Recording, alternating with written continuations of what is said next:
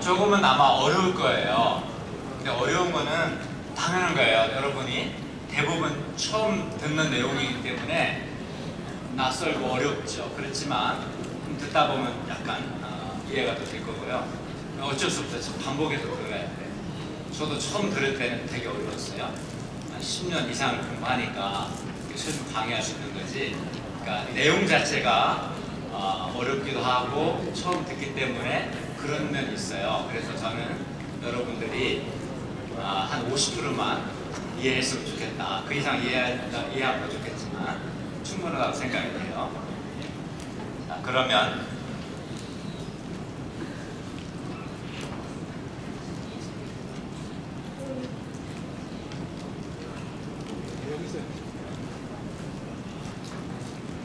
시작하겠습니다. 구원원에서는 한번 우리 목차는 같이 읽어볼까요? 구원의 서정 시작. 구원의 서정, 소명, 중생, 회심과 믿음, 칭의, 결정적 성화, 양자됨과 성령의 인치심, 전진적 성화, 성도의 연결, 영화. 프린트물도 나중에 참고하시면 도움이 되고요. 그래도 모르면 저한테 물어보셔도 괜찮습니다. 시작하겠습니다. 구원의 서정은 한마디로 말해서 구원의 순서, 구원의 질서를 의미합니다. 구원의 서정에서 여러 가지 볼 수 있는데요. 그냥 쉽게 보면 그러니까 구원의 예수 그리스도께서 베푸신 구원의 풍성함, 하나님의 기업의 영광, 하나님의 구원의 선물이 얼마나 영광스럽고 풍성한가를 소명부터 그런 시각에서 바라보는 거거든요. 근데 성경을 보면 로마서 8장 30절에 미리 정하신 그들, 예정하신 그들을 또한 부르셨다는 것을 한자로 소명이라고 하거든요. 여기서 소명은 구원을 위해서 부르신 걸 의미해요. 여기서 부르셨다는 것은. 그리고 부르신 그들을 의롭다 하셨다. 이것을 칭의, 아까 칭의 한번 들었죠? 칭의라고 표현하고 그들을 또한 영화롭게 하셨다. 영화. 그래서 구원의 출발점은 소명이고 구원의 종착점은 영화고 중간에 칭의가 있죠. 그래서 소명, 칭의, 영화를 삼중의 황금사슬이라고 부르는데요. 나눠드리는 프린트물 3페이지 밑에 6째 줄 보면 이 내용이 있어요. 여기서 이건 좀 아시면 좋겠어요. 순서가 소명, 칭의, 영화가 있고 중간에 소명을 통해서 성령께서 사람을 중생케 하시고 중생한 사람의 특징은 회심, 회개와 믿음이 나타나고 믿음으로 칭의, 의롭다함을 받고 칭의와 동시에 결정적 성화가 이루어지고 의롭다함을 받은 자들에게 하나님의 자녀의 신분과 성령의 인치심이 주어지고 그들은 이제 점진적 성화의 삶을 살고 성도의 견인은 신자들의 신앙을 성령께서 끝까지 지키시다. 이런 내용이거든요. 오늘 다루게 될 겁니다. 이 정도 보시면 될 것 같아요. 바로 소명 들어가겠습니다. 4페이지입니다. 나머지 프린트물 4페이지 같이 보시면 여기 소명은 하나님께서 사람을 구원하기 위해서 불러내시는 것을 의미합니다. 그러니까 소명은 미리 아까 로마서 8장에 있는 미리 정하신, 즉 하나님이 예정하신 것을 현실화시키는, 우리가 영원의 상태에 성부, 성자, 성령께서 누구를 구원하실지 예정하신 것을 우리가 알 수 없죠. 근데 소명을 통해서 그 하나님의 예정이 현실화되는 거죠. 네.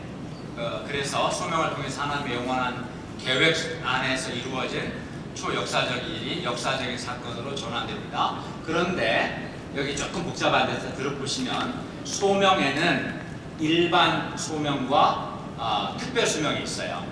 다시 특별 소명 안에 외적 소명과 내적 소명이 있어요. 소명에는 뭐가 있다고요? 소명과 특별 소명. 일반 소명 한마디로 말해서 하나님이 창조하신 창조 세계나 역사나 인간의 마음 가운데 그를 통해서 사람을 불러내시는 것을 말하고 일반 소명은. 근데 일반 계시를 통해서 사람을 불러내시는. 그러나 일반 소명을 통해서 사람이 구원에 이르지 못해요. 특별 소명은 이제 특별 계시인 성경을 통해서 불러내시는 겁니다. 맨 앞에 자리 있는데요. 이호선 목사님. 자, 맨 앞으로 오셔도 괜찮아요. 여기 자리 많이 있어요. 일반 소명 아까 방금 말씀드린 것처럼 그러니까 하나님의 자연이나 역사나 인간의 마음에 하나님 자신을 드러내신 것을 일반 계시라고 부르는데 이런 일반 계시를 통해서 구원으로 사람을 불러내는 것을 일반 소명이라고 해요. 그런데 일반 소명을 통해서는 사람이 구원에 이르지는 못합니다. 그래서 이제 뭐가 필요하겠어요? 그러면 일반 소명으로 안 되면 뭐가 필요하죠? 특별 소명이 필요하겠죠. 네. 특별 소명은 이겁니다. 말씀의 선포와 성령의 능력을 통해서 부패의 상태, 죄 가운데 있는 사람을 은혜의 상태, 구원의 상태로 이끌어내는 하나님의 행동을 가리켜서 특별 소명이라고 합니다. 그러니까 특별 소명은 특별 계시를 통해서 불러내는 거죠. 특별 계시가 뭐예요? 성경이 특별 계시죠. 예. 그래서 특별 소명에는 외적 소명과 내적 소명이 있어요. 그러니까 하나님께서 사역자를 통해서 말씀을 전하는 성경 선생이나 메신저를 통해서 복음을 제시하는 것을 외적 소명이라고 해요. 지금 제가 복음을 지금 전달하고 있는데 이거 자체가 외적 특별 소명 안에 있는 외적 소명이라고 할 수 있어요. 예.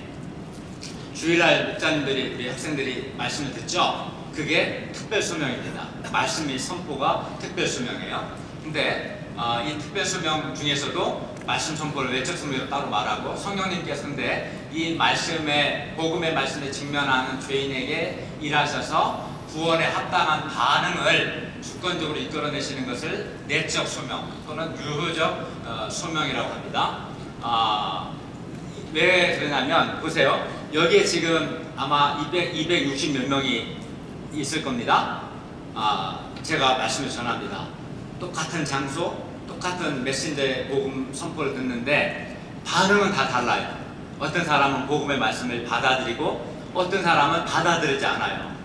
그럴 수도 있겠죠. 예를 든다면 그 차이, 그러니까 복음의 말씀을 선포했다는 점에서는 똑같이 특별 소명, 그 안에서도 외적 소명이 다 여러분에게 주어진 거예요. 복음의 선포가 선포됐으니까 복음이. 근데 성령의 일하심, 성령 하나님 역사하심, 내적 소명이 있어야 이제 선포되는 복음의 말씀을 받아들이게 돼요. 그거를 이제 내적 소명이라고 하는데 좀 더 보시면 내적 소명의 한 예가 사도행전 16장 14절입니다. 사도행전 16장 14절 한번 읽어볼까요? 시작. 두아디라지에 있는 곳에 옥방 강수로서 하나님을 섬기는 루디아라는 한 여자가 말을 듣고 있을 때 주께서 그 마음을 열어 바울의 말을 따르게 하신지라. 네. 그러니까 사도 바울이 여러 그 여자들이 있는 데서 복음의 말씀을 선포했어요. 그런데 주께서 성령님께서 마음을 열어서 바울의 메시지를 듣고 받아들이게 하신 사람은 루디아였어요. 그러니까 그때 몇 사람이었는지 모르겠지만 예를 들면 한 10명 있다고 한다면 10명이 다 복음의 말씀에 반응한 건 아니고 루디아만 반응했던 거죠. 루디아만. 왜? 왜냐하면 주께서 루디아의 마음을 열어서 바울의 말을 따르게 하셨기 때문에 이거를 가리켜서 내적 소명, 유효적 소명이라고 부릅니다. 성령님께서 하나님의 말씀을 통해서 허물과 죄로 죽은 사람을 다시 살리는 것, 물로 더러움을 씻어내는 것처럼 성령께서 우리 마음에서 더러움을 씻어내서 정결하게 하는 것, 이것이 이제 이따 보게 될 중생이거든요. 중생이라는 이런 겁니다. 그리고 성령의 유효적 소명 또는 내적 소명의 직접적인 결과가 중생입니다. 그러니까 복음의 말씀이 선포될 때 성령님께서 어떤 사람의 마음을 열어서 그 말씀을 깨닫게 하시고 그 말씀을 받아들이는 반응을 하게 하시는 것, 이게 내적 소명 또는 유효적 소명이라고 불러요. 이해하시죠? 그 결과 사람은 중생을 하게 되는 거예요. 소명의 결과, 성령의 내적 소명, 유효적 소명의 결과 그 사람이 중생하게 되는 겁니다. 또 반복되니까 계속 들어보시면 소명에 있어서 성령님께서 외적 소명, 즉 하나님의 말씀을 통해서 내적 소명, 유효적 소명에 이르게 하시기 때문에 말씀 선포가 아주 중요합니다. 그러니까 말씀 선포가 없으면 성령님의 내적 소명, 유효적 소명이 일어날 수가 없겠죠. 내적 소명의 목적은 성령님의 사역을 통해서 우리가 예수 그리스도와 연합함으로 예수님이 획득한 구원의 모든 은덕, 혜택들에 참여해서 그것을 향유하며 더 나아가서 삼위 하나님과 교제함으로 그분의 영광에 참여하게 되는 것. 왜 하나님이 우리를 소명을 통해 불러내셨나? 여러 구원의 은혜들, 은택들을 우리에게 주시고 삼위 하나님과 교제의 영광을 누리도록 하기 위함입니다. 다음에 중생을 좀 보겠습니다. 중생이란 말이 뭐냐면, 중생이 뭐냐 말하기 좀 쉽지 않죠?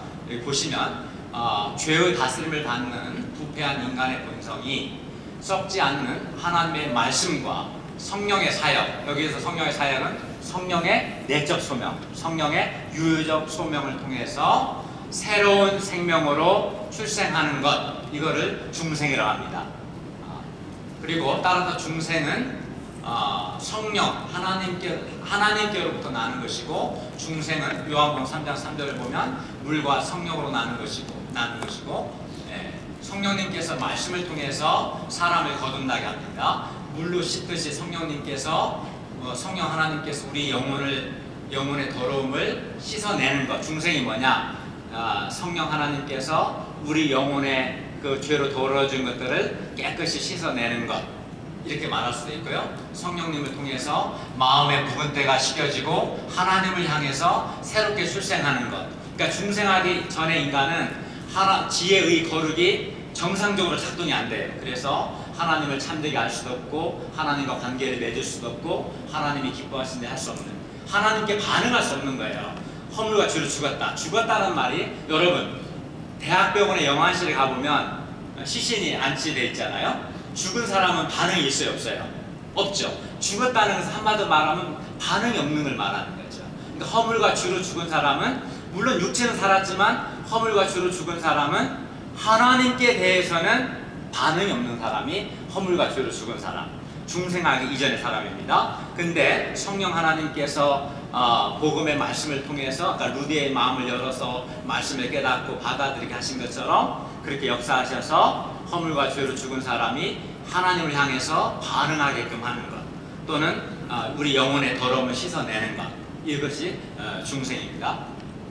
그래서 중생에는 허물과 죄로 죽은 사람을 다시 살려내는, 하나님께 반응하는 사람으로 만든다, 또는 영혼과 마음의 죄를 씻어낸다, 그래서 우리 마음을 정결하게 한다, 또는 하나님을 향해서 딱딱한 마음을 부드럽게 만든다, 이런 의미가 다 포함되어 있어요. 중생이 뭡니까?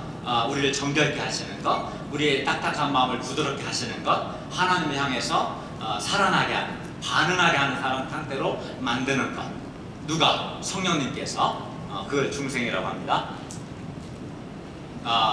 요한복음 1장 12, 13절과 요한복음 3장에서 중생의 의미를 좀 보시면, 요한복음에 따르면 하나님의 자녀가 될 수 있는 길은 뭐라고 되어 있습니까? 하나님께로부터 나는 것에서만 가능하다고 합니다.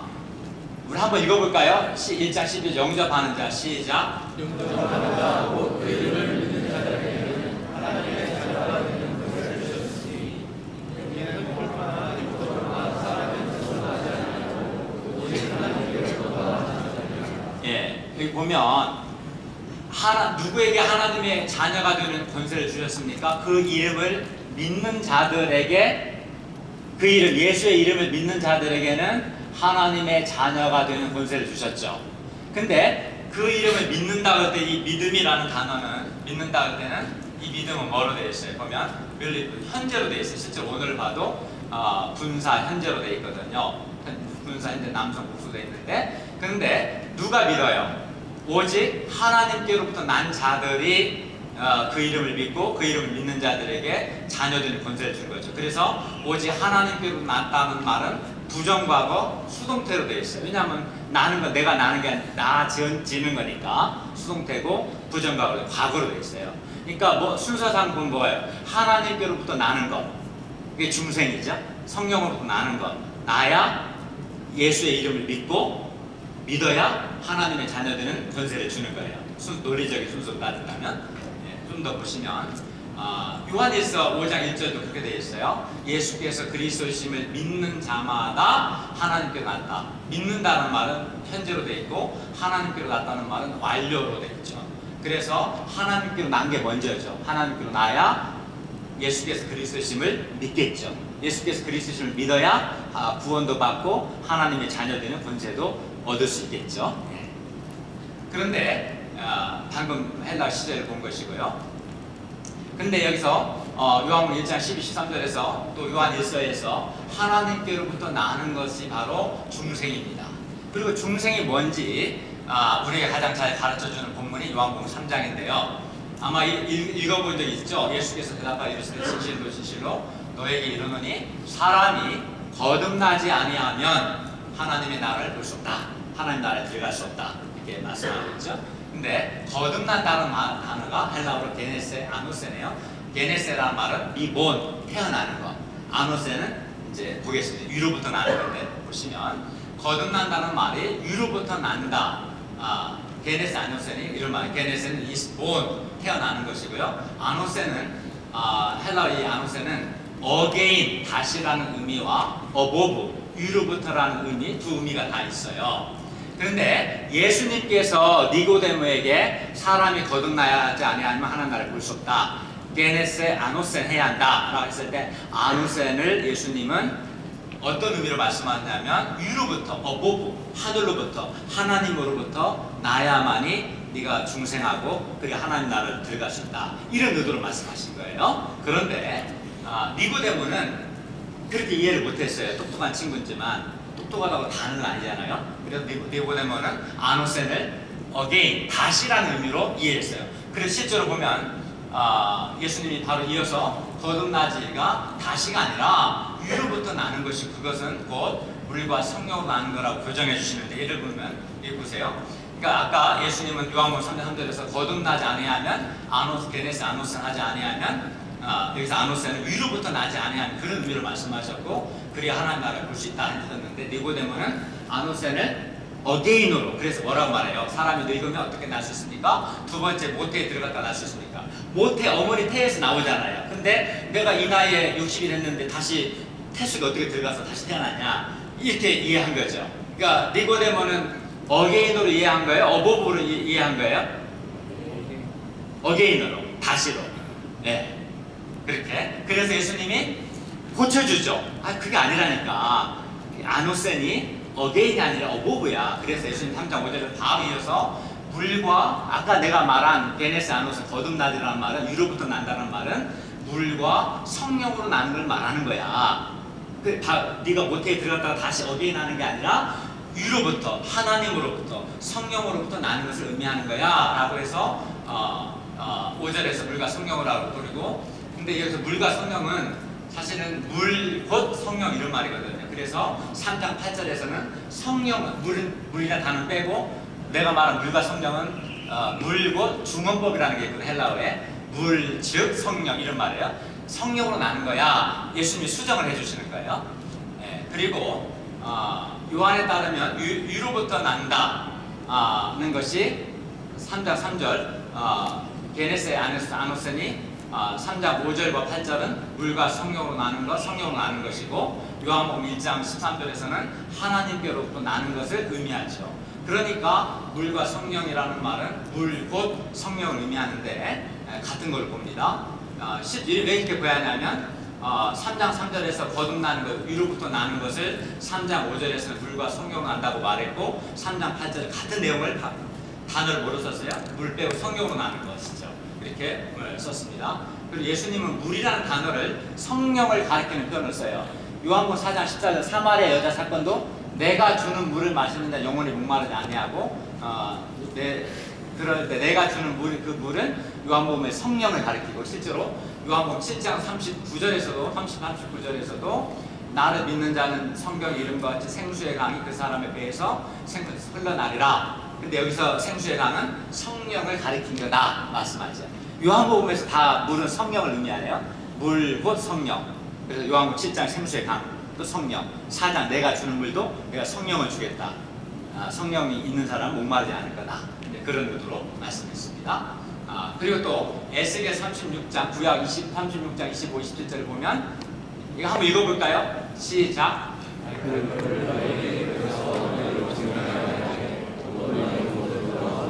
모든 무상에서 너희를 또새 영을 너희 주시고 새 마음을 너희에게 주되 너희 중에서 어떤 마음을 제거하고 그런 마음을 주시고 또내 영을 너희 속에 두고 너희 의를 행하니 너희가 내 일을 체험할지라. 그러니까 25, 27절은 에스겔서에서 중생에 대한 설명이에요. 그러니까 중생이 뭐냐? 물로 깨끗이 씻어내듯이 우리의 마음, 우리의 영을, 여기서 영은 인간의 영입니다. 26절. 우리의 영을 새롭게 하고 마음을 새롭게 하고 마음을 부드럽게 하는 것. 물로 깨끗이 씻어내듯이 우리 영혼의 죄를 씻어내고 마음을 새롭게 하고 영을 새롭게 하고 부드럽게 하는 것. 이게 중생인데 이게 어떻게 가능하냐면 27절에서 여기서 내 영은 성령을 가르쳐요. 성령을 주셔서 성령을 통해서 우리 마음을 정결케 하고 영을 새롭게 하고 마음을 새롭게 하고 부드러운 마음을 주겠다. 이게 이제 에스겔서에서 중생에 대해서 이미 말씀하셨어요. 네. 그런데 그래서 예수님께서 니고데모에게 너는 이스라엘 선생으로서 이스라엘 성경 선생으로서 이러한 것, 즉 물과 성령으로 나는 것을 알지 못하느냐 책망하셨죠. 그거는 왜냐하면 네가 에스겔 36장 읽어보지 않았냐. 에스겔 36장 25, 27절을 보면 물과 성령으로 나는 것, 중생에 대해서 이미 기록되어 있는데 이스라엘 선생이라는 자가 이것도 몰라서 위로부터 난다는 것을 게네스 아누센을 모태로 들어갔다 다시 나는 걸로 이해하느냐. 너 이렇게 성경을 이렇게 모르냐. 성경 선생이 책망하시는 거죠. 여기까지 이해 갑니까? 예. 그러면 어떻게 사람이 중생합니까? 사람을 중생케 하시는 주체는 성령님이신데 중생의 방편은 하나님의 말씀입니다. 성령님께서 사람을 중생케 하는 수단 말씀인데 성경을 보면 사람이 거듭난 것이 한편으로는 아까 우리가 요한복음 3장에 본 것처럼 물과 성령을 통해서 또는 성령을 통해서 사람이 중생한다 그런 말씀도 있고 또 한편으로는 거룩하신 말씀을 통해서 거듭난다, 중생한다는 말씀이 있어요. 실제로 베드로전서 1장 23절을 보시면 너희가 거듭난 것은 중생한 것은 썩어질 씨로 된 것이 아니고 썩지 아니할 씨로 된 것이니 살아있고 항상 있는 하나님의 말씀으로 너희가 중생했다. 이런 성경이 나와 있죠, 그죠? 그러니까 요약하면 성령 하나님께서 말씀을 통해서 사람을 중생케 한다. 즉 사람의 영혼의 더러움을 씻어내시고 우리의 마음을 정결케 하시고 부드럽게 하시고 영과 마음을 새롭게 하시고 허물과 죄로 죽은 사람을 살려내셔서 하나님께 대해서 반응하게 하는 것, 이게 중생이죠. 이해돼요? 네, 반응을 해보세요. 이해됩니까? 네. 대답을 해보세요. 이해해요? 네. 네. 그리고 여기서 하나님의 말씀은 예수 그리스도의 복음을 의미합니다. 왜냐하면 성경이라는 책을 통해서 만나는 분도 예수 그리스도시고 신구약 성경이 누구에 대해서 이야기합니까? 예수님에 대해서 이야기하고 설교의 근본도 예수 그리스도이기 때문입니다. 그래서 중생이 일어나기 위해서는 중생, 거듭남이 발생하려면 항상 예수 그리스도가 동반돼야 합니다. 즉 예수 그리스도가 선포돼야 합니다. 예수 그리스도의 복음을 전해야 합니다. 복음이 뭡니까? 이거죠. 복음이 뭐예요?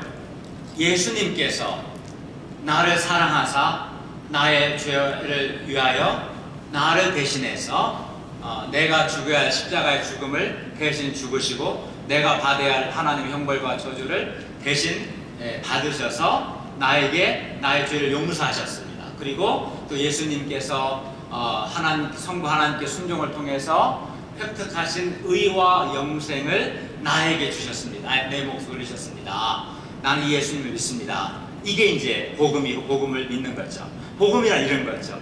이 복음을 전할 때 성령께서 이 복음의 말씀을 통해서 사람을 중생하게 하는 거죠.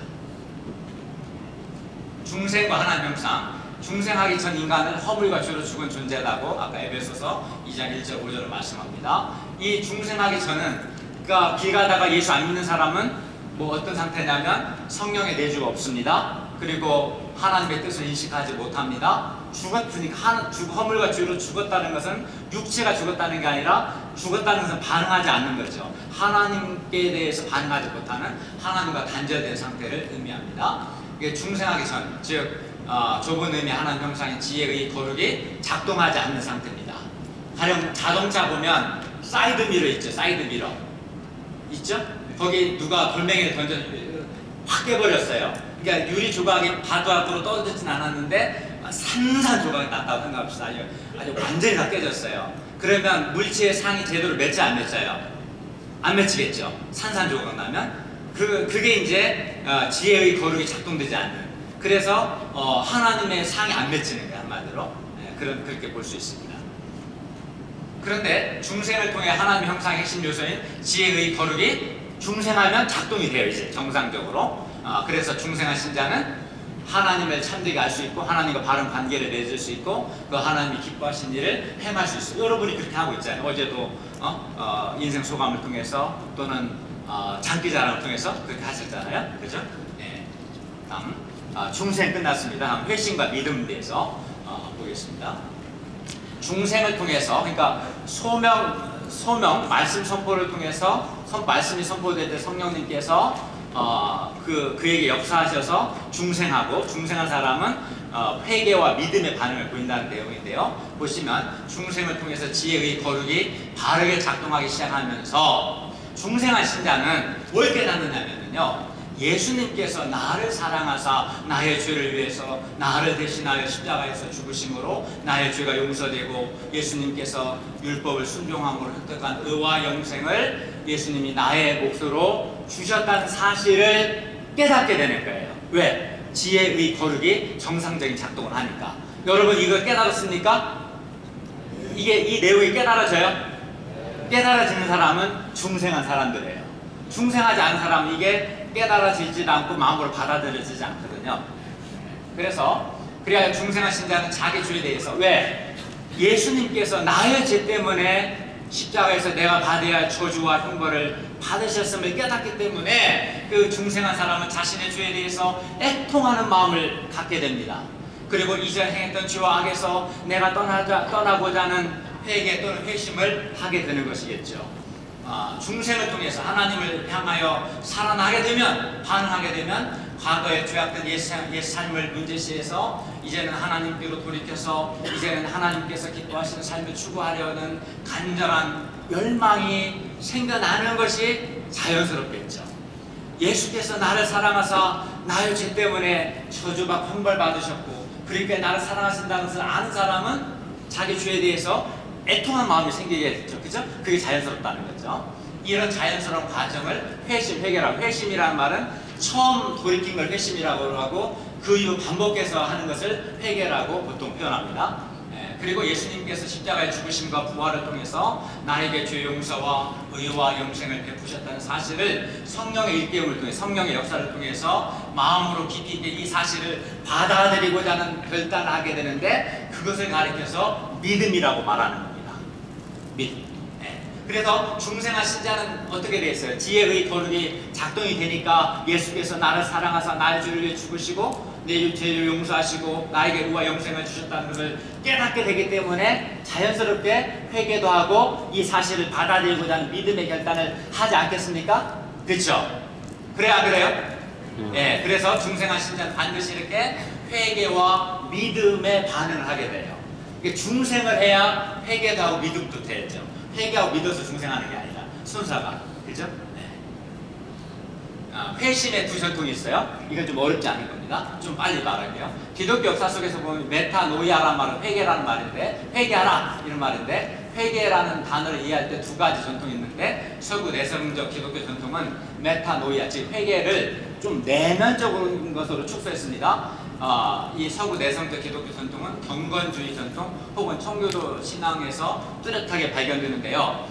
여러분, 그러나 사도 바울이나 예수님께서 회개하라 말씀하실 때는 예수님이 의도하신 것은 너의 삶을 바꾸라 이런 의도로 말씀하셨습니다. 서구 내성적 전통을 이해할 수 있는 책이 나다나엘 호슨의 쓴 주운 글씨라는 내용 책인데, 여기 보면 이 주운 글씨라는 책에 딘즈 데일이라는 목사가 나옵니다.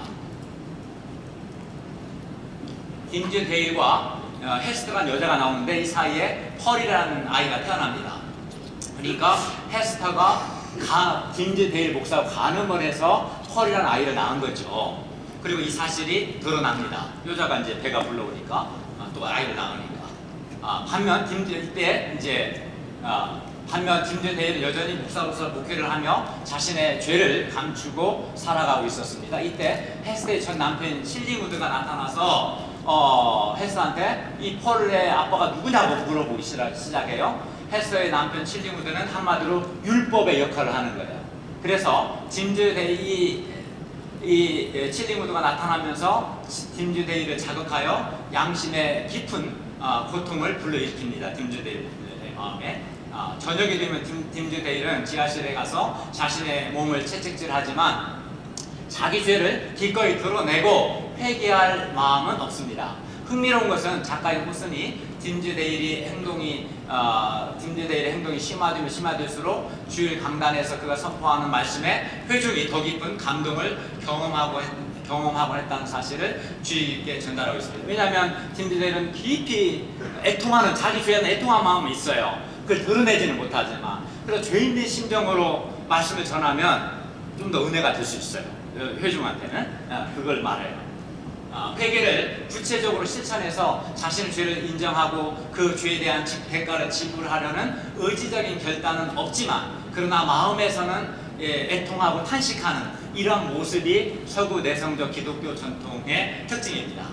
반면 헤스더는 간음이라는 단어, 어덜터리, 그 첫 글자인 A자를 주운 글씨로 주홍색의 술을 놓아서 앞 가슴에 달고 살아야만 했습니다. 그러나 일관성 있게 이 헤스더는 사랑과 자비를 실천하는 그의 진실한 삶 때문에 나중에는 어덜터리의 A자가 오히려 에인절의 A자, 천사의 A자로 사람들에게 읽혀지기 시작했어요. 어느 순간 지속적인 그런 삶을 살다 보니까 이 서구 내성적 기독교를 강하게 비판한 사람이 나다나엘 호슨인데, 나다나엘 호슨이 이 작품에서 제기한 질문은 무엇이 진정한 그리스도인의 삶인가 하는 겁니다.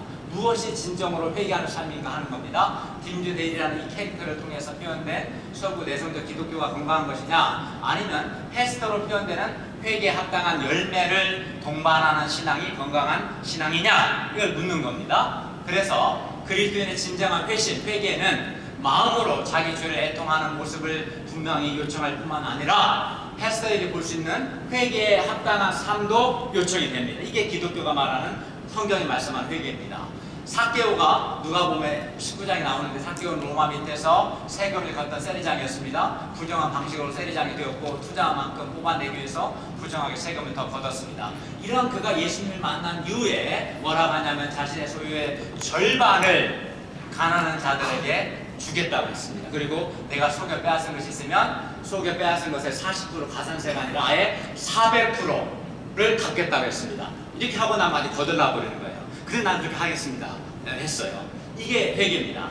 그러니까 기독교가 말하는. 근데 우리가 소감을 쓸 때 회개합니다 이렇게 말을 하죠. 이런 거 써요 안 써요? 쓰죠. 이거는 내가 회개한다고 말하는 것은 회개하겠다는 거지 회개 자체는 아닌 거죠. 애들 학생이 공부하겠습니다 이렇게 말할 수 있죠. 근데 말하고 공부 안 할 수도 있잖아요. 그렇지 않아요? 여러분 공부하겠습니다 항상 공부합니까? 그렇진 않잖아요. 그죠? 그러니까 공부하겠습니다고 말하는 것과 실제 공부하는 것이 다른 것처럼 회개합니다고 말하는 것과 진짜 회개하는 것, 자기 죄에 대한 애통해하고 회개에 합당한 열매를 맺는 것은 전혀 다른 거죠. 네, 그걸 아셔야 합니다. 그래서 회개는 디모데일의 통회하는 마음도 있어야 하고 헤스더의 돌이킴의 삶도 있어야 합니다. 이 두 요소가 함께 있을 때 그것이 진짜 기독교적 회개라고 할 수 있습니다. 회개를 통해서 전달하는 회개의 진정한 의미는 마음에서의 애통함과 변화와 갱신뿐만 아니라 행동과 삶에 있어서의 갱신과 변화까지도 포함합니다. 이게 성경이 말씀하는 회개의 의미입니다. 근데 많은 사람들이 애통함도 없고 삶의 돌이킴도 없고 합당한 열매도 없고 그냥 말로만 회개한다고 하고 아주 뻥치고 회개 안 하는 이건 안 하는 거죠. 이게 회개입니다. 다음 믿음에 대해서 보겠습니다. 소명, 아까 그 말씀이 선포될 때 성령의 내적 소명, 유효적 소명을 통해서 사람이 중생한다 했습니다. 그래서 소명과 중생에 성령님이 개입하셔야 소명이 일어나고 중생이 일어나는데, 이 성령님께서 어떤 일에도 개입하시냐면 믿는 일에도 개입하셔요. 성령의 역사로 말미암아 믿음의 대상과 내용, 그게 뭡니까? 예수님을 믿는 거. 믿음의 내용은 예수님이 십자가의 죽으심과 부활을 통해서 나에게 죄 용서와 의와 영생을 예수님이 베푸셨습니다. 이게 믿음의 내용이죠. 이 믿음의 세상과 믿음의 내용을 인식하고 참으로 믿는 자가 될 때 그 사람은 구원에 이르는 믿음, 신앙을 에 도달했다라고 볼 수 있습니다. 그래서 이건 넘어가고요. 근데 구약과 신약의 믿음의 내용은 동일합니다. 예를 들어서 창세기 우리가 15장 알죠? 하나님이 아브라함에게 약속하시지 않습니까? 네 몸에서 날 자가 상속자가 될 것이다. 그리고 네 자손 이와 같으리라 하늘을 목표로 할 수 있나 보라. 그리고 아브라함이 여호와를 믿으니까 여호와께서 이를 그의 의를 여기셨다. 아마 창세기 공부했을 때 한 번은 보셨을 겁니다. 그런데 갈라디아 3장 16절을 보면 여기서 하나님이 이 약속된 아브라함과 그 자손에게 말씀하신 것인데 여럿을 가리켜서 자손들이라 하지 아니하시고 오직 한 사람을 가리켜서 내 자손이라 하셨는데 그분이 바로 그리스도다. 예수 그리스도. 그러니까 창세기 맥락에서 보면 하나님의 약속의 말씀 분명히 하나님이 독자 이삭, 하나님이 아브라함에게 독자 이삭을 주심으로 성취된 것이 분명하지만 사실은 이거는 표면적인 성취고 이 언약의 표면적인 성취를 넘어서서 이 약속의 자녀는 갈라디아 3장 16절에 의하면 결국 누굽니까? 아브라함과 다윗의 자손인 예수님에게서 성취되었다라고 성경은 말씀합니다. 그래서 마태복음 1장 1절이 예수를 가리켜서 아브라함과 다윗의 자손 예수님이라고 말씀하는 거죠. 네. 그러니까 결국은 구약 성경은 그러니까 하나님이 아브라함에게 하신 약속 속에 누가 전제되어 있어요? 예수 그리스도에 대한 약속이 전제되어 있죠. 그래서 요한복음은 아브라함이 나의 될 것을 보고 즐거워했다. 그런 표현도 나오는 거죠. 그래서 구약 성경은 장차 오실 그리스도를 향하여서 신약 성경은 이미 오신 그리스도를 향하여서 움직이고 있습니다. 따라서 신구약 성경의 중심은 바로 예수 그리스도이십니다. 그리고 이것이 이미 창세기 15장 6절 아브라함의 믿음 안에 포함되어 있는 거예요. 아브라함이 하나님 약속 믿을 때 그 약속을 믿는 믿음 안에 장차 오실 예수 그리스도에 대한 믿음이 포함되어 있었다고 읽을 수 있습니다. 비록 한쪽은 예언의 형태로 다른 한쪽은 성취, 구약은 예언으로 신약은 성취 형태로이긴 하지만 본질상 예수님 당신은 그리스도이시며 살아계신 하나님의 아들이십니다 라는 이 하나의 신앙, 하나의 믿음을 향해서 신구약 성경이 집중하고 있습니다. 그러니까 우리의 믿음의 내용은 믿음의 대상은 신약이나 구약이나 다 예수 그리스도이신 거죠. 그러면 예수님을 믿는다는 게 뭡니까? 우리가 예수 믿고도 구원받아 이렇게 말하는데 정말 예수 믿는다는 게 뭐냐? 그걸 조금 더 자세히 보시면 예수님을 믿음으로 하나님과 우리 사이에 화해가 발생하는데 예수님을 믿는다는 말 할 때 크게 두 가지를 생각해야 합니다. 첫째, 예수님의 인격. 즉 예수님이 어떤 분이시냐, 누구냐. 그러니까 예수님을 믿는다는 말은 예수님은 참 하나님이시고 참 사람이시다를 믿는 겁니다. 이단들은 둘 중 하나입니다. 예수님이 참 하나님임을 안 믿는 이단, 몰몬교나 이런 데는 주로 여호와의 아니면 예수님이 참 사람임을 안 믿어도 이단이래요. 예수님이 참 하나님이시고 참 사람임을 믿어야 이게 정통 기독교입니다. 왜냐하면 이게 굉장히 중요해요. 왜냐하면 하나님과 사람 사이를 중보하기 위해서, 즉 하나님과 사람 사이를 화해시키기 위해서는 하나님 쪽에서 하나님을 대표할 수 있어야 하고 사람 편에서 사람을 대표할 수 있어야 하는데 하나님을 대표하려면 그분이 신성이 있어야죠. 그리고 사람을 대표하려면 그 사람도 그분은 사람, 인성이 있어야 하지 않습니까? 그래서 참 하나님이면서 동시에 참 사람이라는 측면이 빠져버리면 하나님과 사람의 중보자, 하나님과 사람을 화해시키는 일을 할 수가 없어요. 그러니까 내가 예수님을 믿는다는 말 속에는 예수님은 참 하나님이시고 참 사람으로서 하나님을 대표하고 사람을 대표해서 하나님과 사람을 화해시키는 분이십니다. 이걸 믿는 거예요. 예. 둘째, 예수님이라는 중보자의 사역에 대해 생각해 봐야 하는데 예수님께서 하신 일을 잘 드러내는 말씀이 마가복음 10장 45절인데 45절을 우리 형제들이 한번 읽어볼까요? 시작. 인자가 온 것은 섬김을 받으려 함이 아니라 도리어 섬기려 하고 자기 목숨을 많은 사람의 대속물로 주려 함이니라. 예, 많은 사람의라는 말이 이제 헬라어로 보면 안티폴론이라는 말이거든요. 예, 보시면 다음에 예수님이 최후의 만찬하실 때 자녀들을 감사하시고 누가복음 22장 20절에서 말씀합니다. 저녁 먹은 후에 잔도 그와 같이 이르시되 이 잔은 내 피로 세우는 새 언약이니 곧 너희를 위하여 붙는 거다. 너희를 위하여라는 말을 후패하라. 후모는 너희를 어쨌든 너희를 위하는데 이건 뭐 헬라 몰라 상관없어요. 근데 마가복음 10장 45절과 누가복음 22장 20절을 보면 여기서 이제 많은 폴로는 많은 사람들이고 안티는 위하여거든요. 많은 사람들 위하여. 그리고 너희를 위하여. 후페를 위하여라는 말인데 이 안티와 후페라는 전치사는 세 가지 의미가 있어요. 대신한다, 대표한다, 위한다. 이 세 가지 의미만 알면 됩니다. 그래서 대신한다. 예수님이 우리를 위하여 죽으셨다. 우리를 위하여서 자기 피를 흘리셨다. 라고 할 때 세 가지 의미가 있는데 첫째는 대신한다. 대신한다는 것은 개인적으로 나를 대신하는. 예수님이 십자가에서 내가 죄인이었기 때문에 내가 죄를 지었으니까 내가 받아야 할 형벌을 나를 대신하여 받으셨다. 이런 의미가 있고요. 둘째는 대표한다. 예수님이 선택한 자기 백성을 대표해서 죽으셨다. 대표한다. 이런 의미가 있고요. 세 번째는 아까 안티나 이런 단어 속에는 전체사에는 대신한다, 대표한다, 위한다라는 뜻이 있는데 위한다라는 때는 의와 영생을 주시기 위하여 죽으셨다. 이런 말이에요. 그러니까 예수님을 믿는다는 것은 이 세 가지 의미를 포함이 돼야 돼요. 예수님이 나를 대신하여 우리를 대표하여 죽으셨고 우리에게 의와 영생을 주시기 위해서 성부 하나님께 죽기까지 순종하셨습니다. 이게 예수님을 믿는다는 의미의 내용입니다. 내가 예수를 믿는다면 예수님께서 나를 사랑하사 나의 죄를 위해서 나를 대신해서 하나님의 백성을 대표하여 우리에게 의와 영생을 주시기 위해서 죽으시고 하나님께 순종하셨습니다. 이게 예수님을 믿는다는 것의 의미인 거죠. 요컨대 예수님의 죽음은 자기 백성의 죄를 대신하고 자기 백성을 대표하며 자기 백성에게 의와 영생을 주시기 위한 겁니다. 예수님 당신은 하나님과 우리 사이의 진정한 중보자이십니다. 중보자로서 예수님께서 개인적으로는 나를 대신하고 공동체적으로는 우리를 대표해서 십자가에 못 박혀 죽으심으로 그 피를 흘려서 우리의 죄를 갚으시고 결과적으로 하나님과 원수된 우리 사이에 진정한 화해를 가져오셨습니다.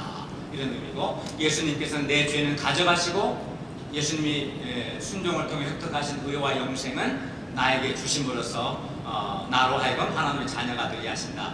이런 의미로 내가 예수 믿는다는 것은 예수님은 참 하나님이요 참 사람으로서 하나님과 사람 사이의 중보자이십니다.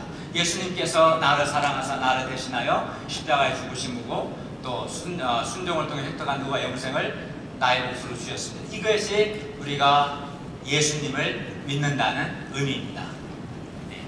다음, 내가 예수님을 믿는다는 것을 조금 더 보면 로마서 1장 17절에 보면 복음에는 하나님의 의가 나타나서 믿음으로 믿음에 이르게 하나님 from first to last 처음부터 끝까지 믿음으로 산다는 건데 이게 뭐냐? 우리가 믿는다. 믿음으로 믿음에 이르게 한다. 처음부터 끝까지 믿음으로 산다는 것은 어떤 의미냐면 이런 말입니다. 나는 나를 사랑하사 나의 죄를 위해서 나를 대신하 십자가에 못 박혀 죽으심으로 나에게 죄 용서와 의와 영생을 주신 이 예수님 안에서만 나는 나를 파악하겠습니다. 이런 의미로 나는 예수님을 믿습니다. 그런 의미로 말하는 겁니다. 그래서 내가 가진 것이 아무것도 없을 때에도 나는 나 자신을 이 예수님 나에게 죄 용서와 의와 영생을 주신 이 예수님 안에서만 나는 나를 파악하겠습니다. 이것이 진정으로 믿음에 이르는 사람의 신앙입니다. 내가 제자양성 열매가 하나도 없을 때뿐만 아니라 제자양성 열매가 100명 이상을 맺을 때에도 나는 나를 사랑하사 나의 죄를 위해 나를 대신하여 십자가에 못 박혀 죽으심으로 나에게 죄 용서와 의와 영생을 주신 이 예수님 안에서만 나는 나를 파악하겠습니다. 이것이 진짜 예수님을 믿는 사람의 믿음이고 처음부터 끝까지 믿음에 이르는 사람의 신앙입니다. 칼빈이 그의 사역을 마치고 그와 함께 동역하던 제네바 목회 동역자 한 20여 명을 초청해서 죽기 며칠 전에 마지막 유언을 남겼는데 내용이 이렇습니다. 내가 제네바에서 주님의 교회를 위해서 힘썼던 모든 시간들, 모든 세월들, 이루어놓은 모든 업적들, 내가 성도들을 섬기기 위해 행했던 모든 수많은 설교들과 내가 20년 가까이 공들였던 기독교 강요도 나를 하나님 앞에 세웠었습니다. 칼빈이라는 사람은 기독교 역사상 사도 바울 다음과는 한 5명 안에 드는 굉장히 위대한 인물입니다. 그 사람이 이렇게 말했어요. 그리고 나는 나를 대신해서 십자가에 못 박히시고 나에게 의와 영생을 주시기 위해 부활하신 예수 그리스도 안에서만 하나님 앞에 서기를 희망합니다. 이런 유언을 남겼습니다. 이것이 바로 기독교 신앙, 믿음입니다. 예수님을 믿는다는 말을 할 때 이런 내용이 있어야 합니다. 정말 신자라면 이런 근본적인 사실 앞에서 자기를 확인하고 자기를 세우는 삶을 날마다 늘 반복해야 합니다. 그렇지 않으면 내가 뭔가를 새벽기도 잘하고 양을 많이 돌보고 뭔가 수고하면 의의가 생기고 잘 못하는 것 같으면 불의에 빠지고, 이거는 기독교 신앙의 모습이 아닙니다. 내가 잘할 때든 못할 때든 성취를 많이 할 때든 못할 때든 관계없이 나는 나를 사랑하사 나의 죄를 위해서 나에게 죄 용서와 의와 영생을 주신 이 예수님 안에서만 나를 파악했고 이 예수님 안에서만 하나님 앞에 서겠습니다. 이게 기독교 신앙을 가진 사람에게 나타나는 아주 중요한 특징입니다. 다음 칭의에 대해서 보겠습니다. 칭의란 뭐냐? 칭의는 한마디로 말해서 하나님께서 예수 그리스도 안에서 우리의 죄를 용서하실 뿐만 아니라 예수 그리스도께서 순종을 통해, 그러니까 하나님께 순종하면 의롭다 하고 그 의인에게 영생을 줍니다. 근데 예수님께서 순종을 통해서 뭘 획득하시냐면 의와 의에 기초한 영생을 획득하셨습니다. 그리고 그 의를 근거로 해서 죄인 우리를 의롭다고 선언하는 것이 칭의입니다. 그러니까 예수님이 우리를 의롭다 선언하는 게 칭의인데, 칭의의 근거는 예수님이 우리 죄를 위해 십자가에 죽으시고 순종을 통해서 획득하신 이 죄 용서 의의 근거에서 예수 믿는 사람을 의롭다 하시는 게 칭의입니다. 의롭다함입니다. 종교개혁교회는 칭의의 수단이 믿음이라는 사실을 강조했습니다. 그래서 갈라디아 2장 16절 보면 사람이 의롭게 되는 것은 율법의 행위로 말미암이 아니라 오직 예수 그리스도를 믿음으로 말미암는다. 믿음으로 의롭다를 받는다 라고 되어 있죠. 빌립보서 3장 9절도 오직 그리스도를 믿음으로 내가 가진 의는 믿음으로 말미암는다 라고 하고 있습니다. 믿음이란 뭐냐? 하나님께서 불의한 죄인을 용납하셨다는 것, 죄인이 하나님께서 죄인을 용서하셨다는 것, 죄인이 하나님께 용납되었다는 사실을 내가 수용하는 것, 이게 믿음입니다. 이게 믿음이죠. 바로 이 믿음이 인간을 치료합니다. 예수 그리스도 안에서 우리를 있는 모습 그대로 수용하시는, 받아주시는 하나님이 이 행동을 수용할 때 성령님의 임재 안에서 나는 죄가 용서되고 치유가 일어나게 될 겁니다. 그리고 칭의의 미래성. 그럼 여기서 의롭다함을 받는다는 것은 과거의 삶에 생겼던 모든 죄와 악에 대한 용서도 칭의 안에서 의롭다함을 받고요. 현재의 삶에서 의식 또는 무의식 가운데 짓는 모든 죄에 대한 용서도 이 칭의 안에서 이루어지고요. 장차 내가 죽기 전까지 짓게 될 모든 미래의 삶에 있어서 짓게 될 죄에 대한 그 죄 용서도 칭의 안에서 우리에게 주어집니다. 미래를 궁극적인 미래로 밀어넣을 때 그것은 최후의 심판의 때가 될 겁니다. 이런 점에서 칭의는 의롭다함을 받는 것은 과거든 현재든 미래든 그리스도인의 신자의 전 삶의 기초 혹은 토대와 같은 겁니다. 그러니까 지금 죄만 용서하는 게 아니라 과거의 죄와 현재의 죄와 미래의 모든 죄까지 의롭다함을 용서받고 의롭다함을 받는 겁니다. 그래서 그리스도인은 단 한순간도 칭의, 하나님이 주시는 의롭다함을 라는 이 토대를, 칭의의 토대를 배제하고서 자신을 하나님 앞에 세울 수는 없습니다. 칭의는 성장하는 것이 아니라 그리스도인의 삶이 최종적으로 구속되는 날까지 상수처럼 고백합니다. 상수란 말은 늘 있는 거죠. 내가 예수 믿는 순간부터 과거와 현재와 미래의 모든 죄에 대해서 의롭다함을 받는 것, 이것은 항상 주어져 있는 겁니다. 소멸되지도 않고 더 늘어나지 않습니다. 항상 있는 것, 그런 의미에서 상수라고 말한 겁니다. 칭의와 성화의 관계에 대해서 보겠습니다.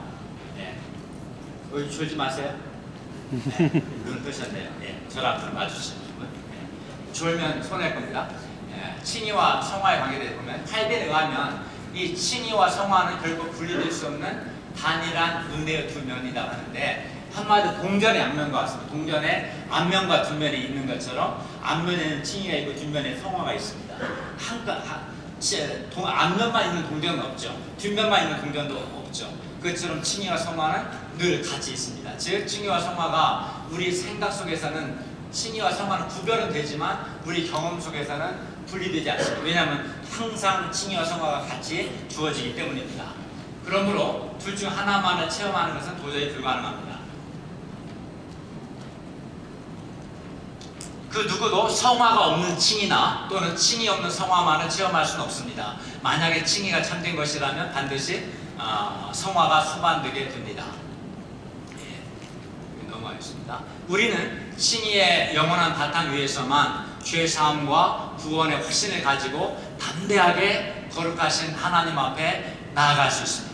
그러니까 칭의의 확신 앞에서 칭의의 그 바탕 위에서 죄 용서를 확신하고 구원을 확신하고 담대하게 하나님께 항상 나아갈 수 있습니다.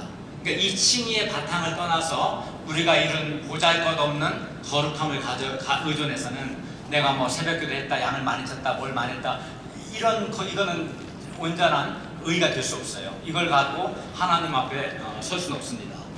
칭의, 예수 그리스도를 믿음으로 의롭다함을 받는 것, 이 칭의의 바탕 위에서 담대하게 나아갈 수 있어요. 담대함이라는 게 뭔가 알아요, 여러분? 하나님 앞에 나갈 때 여러분 담대합니까?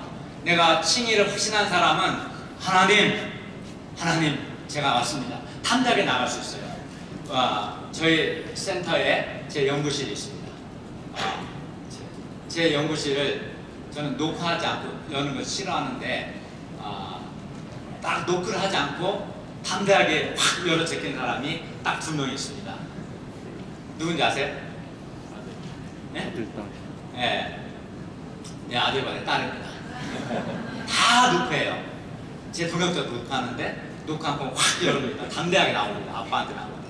그게 담대한 겁니다. 칭의를 붙드는 사람은 하나님, 살아계신 하나님께 항상 언제 어디서나 담대하게 자녀가 아버지에게 나가듯이 담대하게 나아가서 도움을 구할 수 있고 은혜를 구할 수 있고 그렇습니다. 이게 담대함인 겁니다. 우리는 구원받은 이후에 칭의에서 바로 성화의 단계로 넘어가는 것이 아니라 어떤 사람은 이제 너 의롭다함 받았으니까 이제부터 성화의 삶을 살아야 돼, 이제부터 성화의 삶을 살아야 돼, 이런 식으로 말하는데 그게 아닙니다. 주님 앞에 설 때까지 칭의의 바탕 위에서 신앙생활을 합니다. 칭의에서 성화를 가는 게 아니라 칭의는 죽을 때까지 의롭다함을 받은 은혜는 늘 주어지는 이 은혜의 바탕 위에서 내가 성화의 삶을 사는 겁니다. 칭의에서 성화로 가는 게 아니라 칭의의 바탕 위에서 항상 하나님께 나아가고 성화의 삶을 사는 겁니다. 그리고 이 칭의라는 이 반석 위에서만 내가 칭의, 즉 하나님이 나의 많은 죄와 허물을 용서하시고 나에게 의와 영생을 주셨다는 이게 칭의 아닙니까? 이 칭의에 확신이 있을 때 나의 죄를 용서하시고 나에게 의와 영생을 주신 하나님께 대한 감사가 있고요. 또 죄로부터의 자유함이 있겠죠. 또 계속되는 죄 용서와 회복의 은혜를 누리며 진정한 성화가 진행될 수 있습니다. 성령으로 거듭나서 양심이 깨끗하게 되어서 죄에 예민해진 신앙 양심을 가짐으로 작은 죄에도 고통받고 자괴감에 시달리는 신자들에게 칭의의 복음이 유일한 위로이며 피난처입니다. 우리가 예수님을 안 믿을 때는 죄를 주로 여기지 않는데 정말 예수님 믿고 회개하면 이제 양심이 깨끗하게 되어서 죄에 대해서 예민해져요. 작은 죄에 대해서 죄의식이 돼요. 그러니까 예수 믿기 전보다 믿은 다음에 죄의식이 더 많았죠. 사실은. 이때 칭의의 은혜를 붙들어야 우리가 죄 용서의 확신을 갖고 하나님 앞에 담대하게 나아갈 수 있다. 그 얘기를 드리는 겁니다.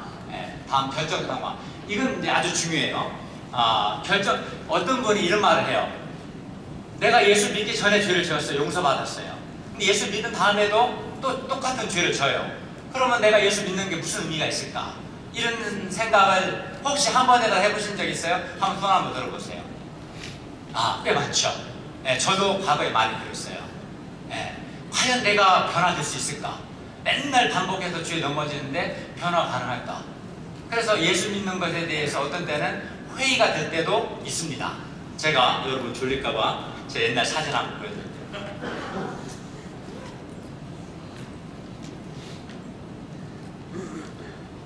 저희 센터 홈페이지를 보시면 약간 했는데 이게 저희 센터 홈페이지인데 갤러리에 들어가시면 이게 인터넷이 이게 지금 인터넷이 연결이 안 되네요.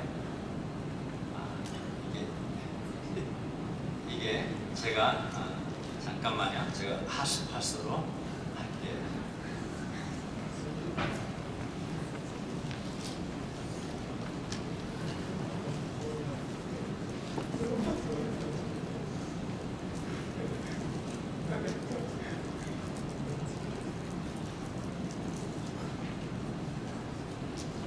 네.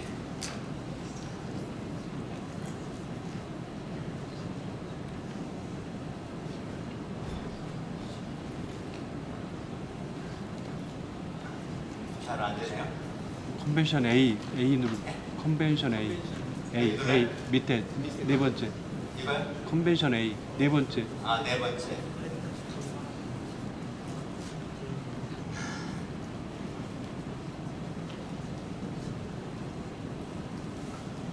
네. 이 갤러리 보면 여기 저희가 이제 우리 센터에 비포 앤 애프터가 있거든요. 이 비포 앤 애프터인데 제가 BC 시절 사진 보여드리기 제 이름이 강덕현입니다. 맨 위에 제 거 나와요. 이게 88년 제가 고대 행정학과 입학했을 때 사진입니다. 그리고 저는 아주 담배 하루 안 피우면 못 견디는 사람이었어요. 하루에 한 갑반씩. 얼마나 담배 골치였냐면 여기 보시면 여기 자세히 보이면 여기 담배를 지금 들고 있습니다. 그리고 하수집인데 여기 집입니다. 제가 생일 때도 항상 친구들이 나이타나 막 이런 선물했어요. 여기 보세요. 그때 팔팔을 많이 했어요. 재털이, 담배. 네? 나는 도저히 안 변하니까 한 번은 제가 담배 끊는 게 너무 힘들어서 그냥 지옥 가서 담배 피겠다고 그런 적도 있었어요. 정말이에요. 저는 안 피우면 못 견딜 정도로 중독돼 있었는데 지금 안 피죠. 지금 당연히. 지금 AD입니다. 바뀌었죠. 결혼식 때, 세례줄 때, 광고할 때 둘이 이번 수양에 왔습니다. 우리 아들, 딸. 그러니까 변화가 가능한 거죠. 이때만 해도 제가 여러분한테 확신있게 말씀드리는 것은 나는 도저히 변화가 안 될 줄 알았어요. 왜냐하면 예수 믿어도 반복해서 넘어지니까. 그러면 예수 믿는 게 무슨 의미가 있는가를 지금부터 설명할게요. 이건 아주 중요한 내용이에요. 보세요. 죄인이 그리스도 안에서 칭의와 함께 죄와 사망의 통치 영역에서 예수 그리스도께서 다스리시는 의와 생명의 영역으로 결정적으로 옮겨지는 것을 가리켜서 결정적 성화를 하는데, 한마디로 말해서 내가 예수님을 믿기 전에는 어떤 상태였냐면 죄가 나에게 왕노로 됐어요. 또 내가 죄에게 종노로 상태입니다. 이 상태에서는 아무리 내가 거룩한 삶을 살고 싶어도 살 수가 없어요. 내가 이 짓 하면 난 짐승이야. 짐승 또 되는 거예요. 왜? 죄가 나에게 왕노릇하고 나는 죄의 종이 되니까 내 의지에 자유가 없어요. 항상 실패할 수밖에 없어요. 이 상태에서 칭의와 함께 어떤 상태로 옮겨지냐면 이 상태로 옮겨지는 거예요. 이제는 죄가 다스리는 영역이 아니라 예수님이 다스리시는 영역, 이게 의와 생명의 영역으로 옮겨집니다. 마치 똑같은 사람인데 북한에서 남한으로 넘어오는 것처럼. 사람은 같아요. 근데 그가 살고 있는 영역이 달라요. 사탄이 지배하는 죄와 사망의 영역에서는 반복해서 항상 죄에 넘어지면 실패할 수밖에 없지만, 예수님이 다스리시는 의와 생명 영역에서는 더 이상 죄가 왕노릇하지 않아요. 우리는 죄에 종노릇하지 않아요. 그건 이제 성경적 근거를 가지고 설명드릴게요. 그래서 성화를 뜻하는, 우리는 성화는 현재적, 미래적인 걸 생각하는데 그렇지 않습니다. 성화라는 말이 하기야조라는 히브리어 달라고 하는데 이게 완료형으로 되어 있습니다. 이미 성화가 됐다. 실제로 사도행 26장 18절을 보시면 나를 믿어 거룩하게 된 무리가 이미 거룩하게 되었다. 완료형으로 성경은 나와 있고요. 또 고린도전서 1장 2절도 그리스도 예수 안에서 이미 거룩해졌다. 이미 성화는 두 차원을 다 있어요. 이미 거룩해졌다는 차원도 있고 앞으로 거룩한 삶을 살라는 차원도 있어요. 근데 두 측면이 다 있는데, 여기서 성경의 인도를 따라 성화를 점진적인 것, 내가 앞으로 계속 성화해 나가야 하는 측면뿐만 아니라 단회적 결정, 즉 이미 성화된 측면이 있다는 것을 언급하는 것이 성경에 맞습니다. 성화의 이런 측면을 가리켜서 결정적 성화, 즉 이미 성화가 됐다. 앞으로 성화해 나가야 한다. 그런 점진적 성화. 두 차원의 성화가 있는 거죠. 이미 성화가 되었다. 결정적 성화. 그거는 죄와 사망이 통치하는 영역에서 예수님이 통치하시는 의와 영역에서 옮겨진 것이 결정적 성화고, 이 결정적 성화에서 계속해서 성화해 나가는 것, 이게 점진적인 성화입니다. 성경은 성화를 두 차원에서 다 말씀해요. 근데 이게 왜 중요하냐면 좀 더 보시면 결정적인 성화를 통해서 드러내려고 하는 교리적 내용은 죄인이 그리스도 안에서 죄 칭의와 함께 결정적으로 죄의 통치와 결정적인 단절을 유지한다는 겁니다. 그러니까 내가 예수를 믿는 사람은 의롭다함을 받고 동시에 결정적 성화를 경험합니다.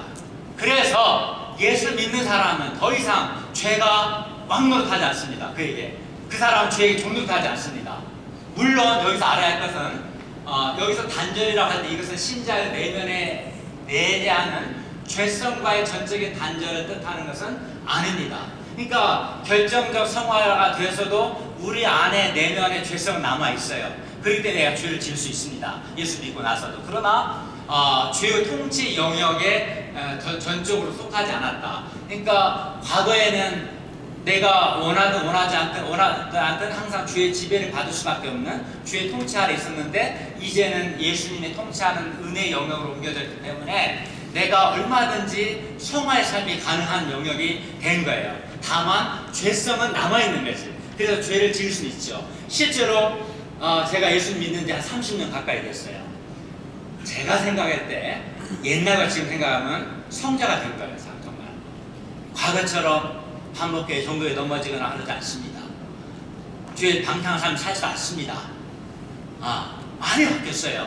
자연스럽죠. 왜? 그게 가능한 것은 더 이상 죄의 종로를 하지 않기 때문에, 죄가 내 위에 왕노를 하지 않기 때문에 그게 가능한 거예요. 조금 더 보시면 죄인이 예수 그리스도 안에 있게 되면 죄와 사망의 영역에서 생명의 영역으로 결정적인 이동이 발생합니다. 로마서 6장 2절에 보면 죄에 대하여 죽은 우리가 어찌 그 가운데 살리요. 그러니까 예수님이 죽었죠. 그렇지만 그 예수님을 내가 믿음으로 믿기 때문에 예수님과 함께 내가 죄에 대하여 죽었어. 죄와의 관계에서 죽어서 죄와 사망이 통치하는 영역에서 우리는 해방해서 이제 옮겨졌어요. 우리는 예수 믿는 사람은 은혜와 생명의 통치 영역으로. 그게 로마서 6장 2절이 말아요.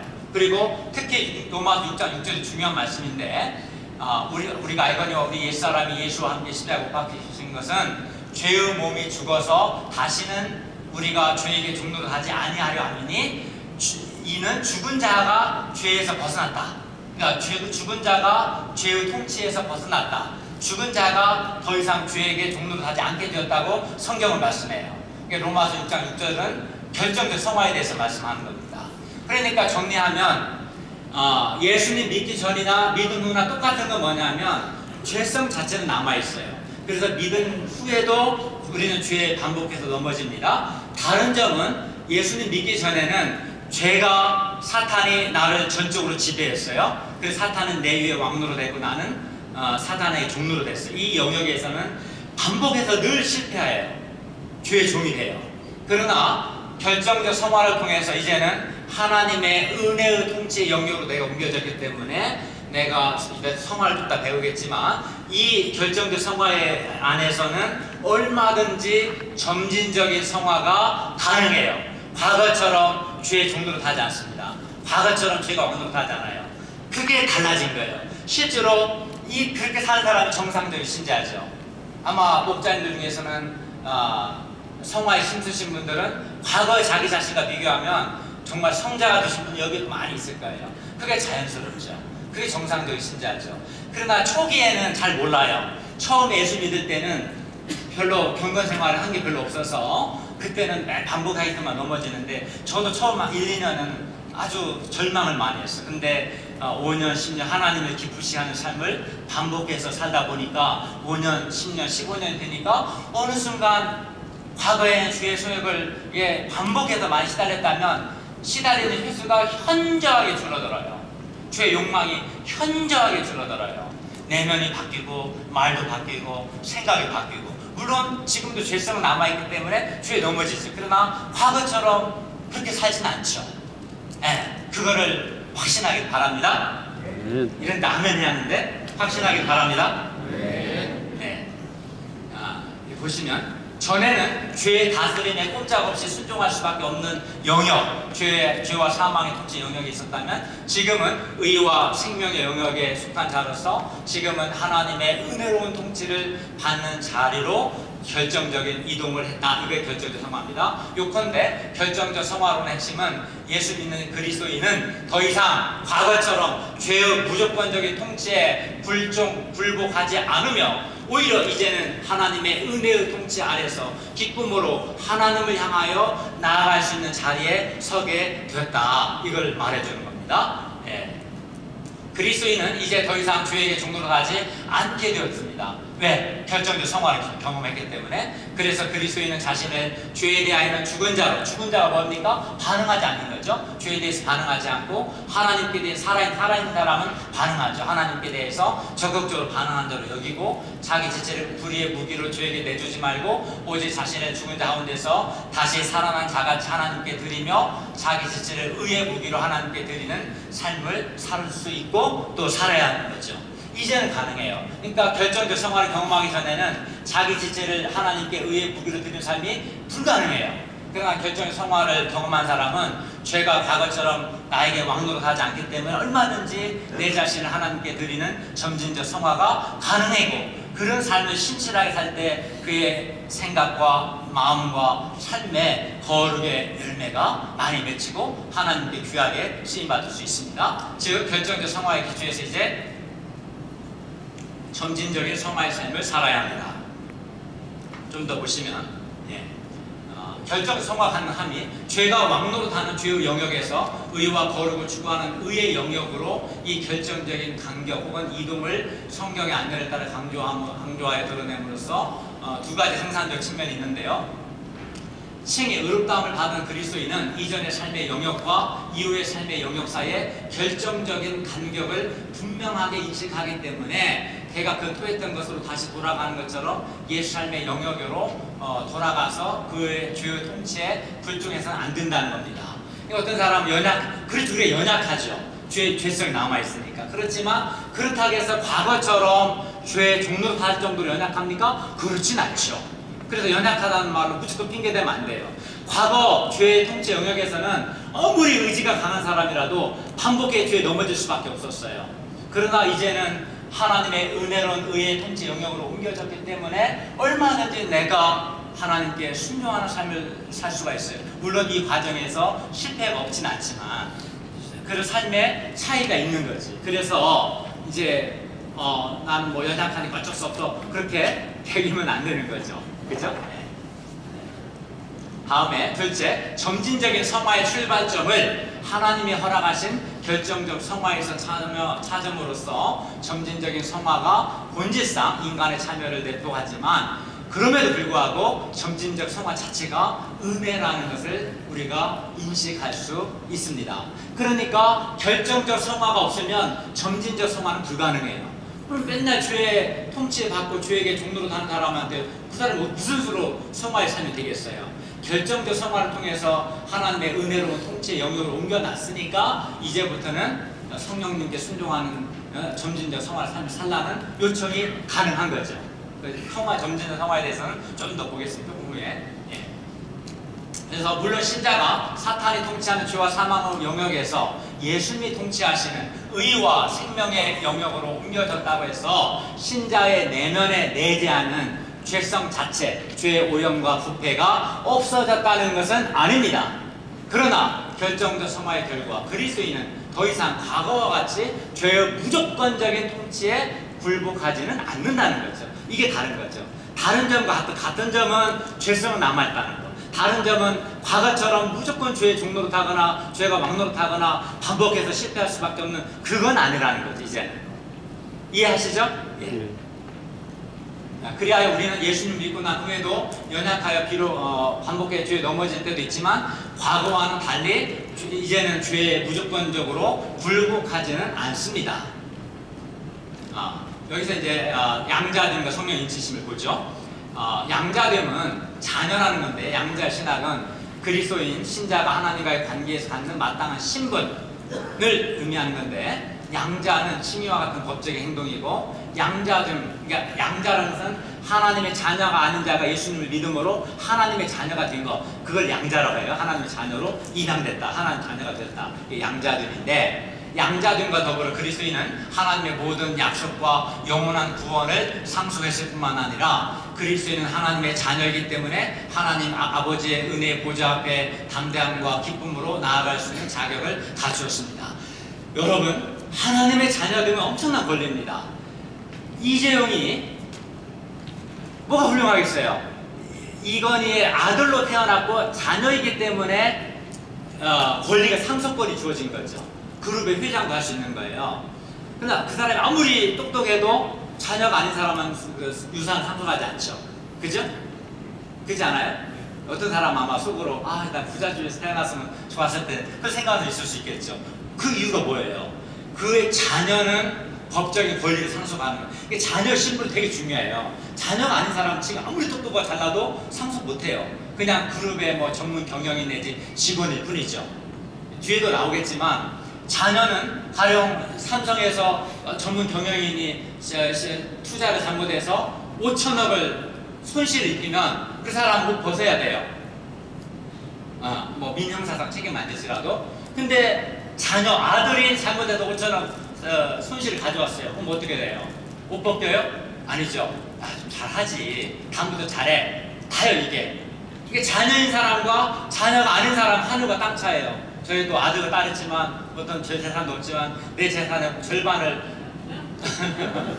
해먹어도 내 자녀만 용납할 수 있는 거예요. 자녀라는 건 엄청난 거예요.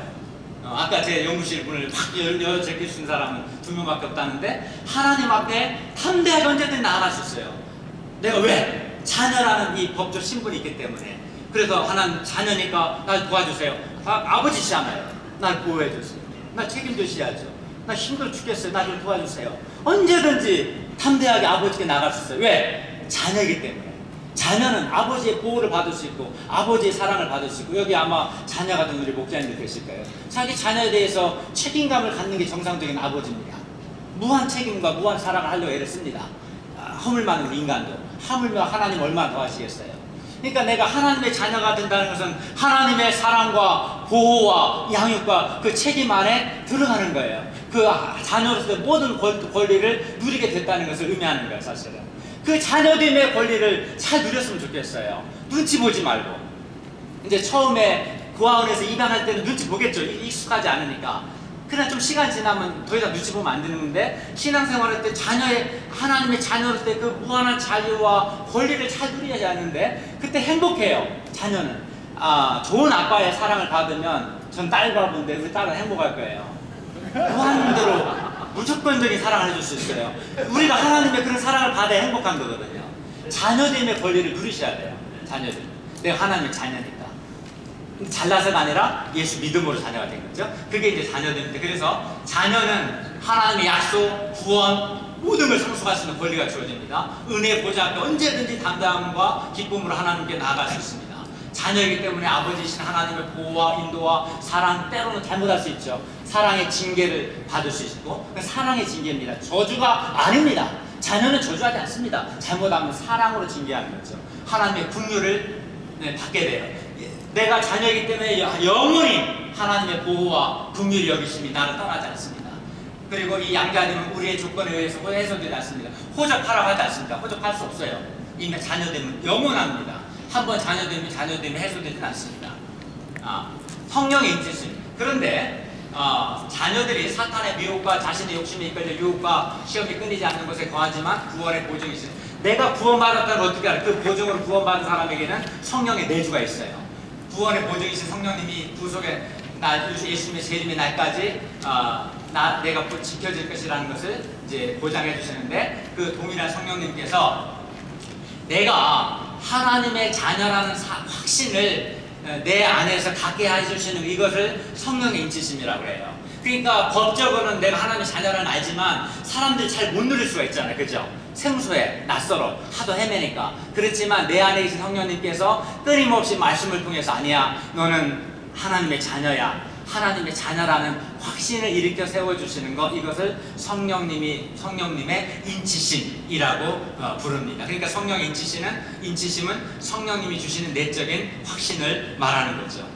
그래서 이런 측면에서 보자면 성령의 인치심과 양자됨은 동전의 양면과 같습니다. 다시 말해서 양자됨이 예수님 그리스도와 더불어 연합함으로 누리게 되는 어떤 객관적인 법적 신분에 관심을 기울인다면, 성령의 인치심은 성령님께서 예수 믿는 신자의 마음에 일으키시는 확신, 그러니까 성령이 내주하셔서 내가 하나님의 자녀라는 확신을 갖게 해주시는 것, 이걸 성령의 인치심이라고 그러죠. 그래서 자녀로서의 권리를 누리라는 거죠. 풍성하게.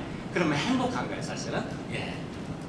말하자면 양자는 자녀되면 단순히 법적인 측면, 즉 법적인 지위 향상만이 아니라 실질적인 혹은 체감적인 지위의 향상을 향유해야 하는데, 이 측면을 강조하여 성령의 인치심이라고 합니다. 하나님께 대한 죄인의 두려움을 해소하고 하나님을 사랑하고 기뻐하는.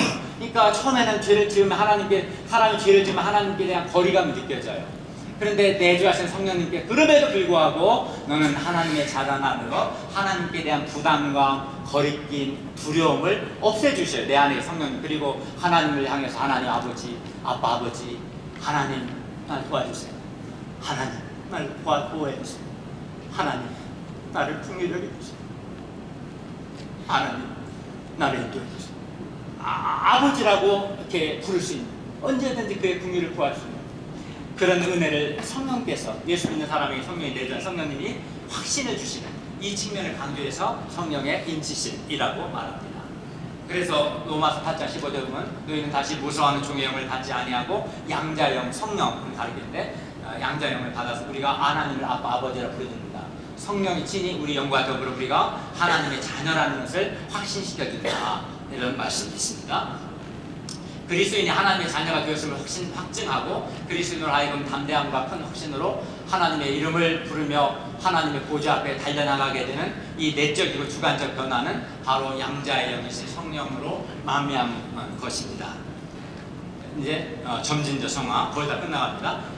점진적 성화는 좀 내용이 복잡합니다. 5가지를 볼 겁니다. 점진적 성화가 뭐냐? 이중적 은혜, 자유, 율법의 기능, 성화의 방법인데요. 보시면 점진적 성화라는 것은 칭의가 법적 사건이기 때문에 칭의는 그리스도인도 그리스도 안에서는 의인이죠. 법적인 의인이죠. 그러나 현실에서는 죄의 유주성, 즉 죄를 향한 성향, 죄성을 경험합니다. 우리는 믿음으로 의인이죠, 법적으로. 그러나 실제로는 우리 안에 죄성이 있어요, 있죠. 그러니까 우리는 두 가지 측면이 다 있어요. 법적으로는 의인이지만 실제적으로는 죄성을 경험합니다. 그래서 죄인입니다. 의인이면서 동시에 죄인이라는 루터의 이 유명한 명제는 바로 이 측면, 내가 법적으로는 믿음으로 의롭다함을 받은 의인이지만 실제적으로 내 안에 죄성이 있기 때문에 죄인이다. 루터가 그 말을 했어요. 달리 말하면 인간의 칭의를 통해서 죄의 궁극적 책임에서는 완전히 자유롭지만, 그래서 예수께서 죄책을 제거하셨기 때문에 우리는 영적 죽음, 육체적 죽음, 영원한 죽음에 처하지 않습니다. 우리는 죄책으로 자유를 경험했습니다. 그렇지만 현실에서는 죄의 유죄성, 즉 죄를 향한 성향, 죄성, 내면의 부패를 늘 경험할 뿐만 아니라 역설적으로 그것은 더 심화돼요. 그러니까 예수 믿고 나 더 심해져요. 왜? 예수 믿기 전 양심이 더러웠는데 성령께서 양심을 깨끗게 하니까 굉장히 예민해져요, 양심이. 그래서 오히려 내가 예수 믿고 나서 죄에 대해서 예민해지고 더 고통을 느끼는 것은 이상한 게 아니라 그게 자연스러워요, 사실. 양심이 깨끗해져서 그렇습니다.